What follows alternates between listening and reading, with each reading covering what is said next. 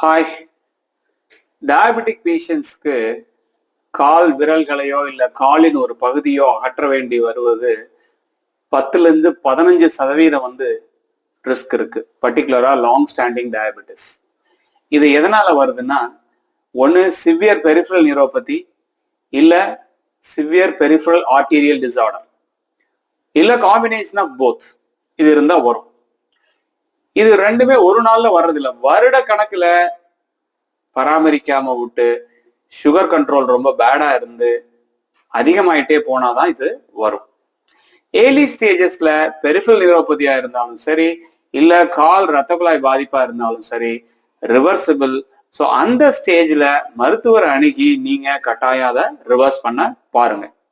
இல்ல peripheral, for example peripheral neuropathy அதிகமாயிடுச்சு, உணர்ச்சி எல்லாம் இல்லை, அப்ப கூட ப்ராப்பர் ஃபுட்வேரோ ஃபுட் கேர் மெட்டிகுலஸா நீங்க எடுத்தீங்கன்னா நீங்க புண்ணு வர்றதையோ இல்லை இன்ஃபெக்ஷன் ஆகிறதையோ தவிர்க்கலாம்.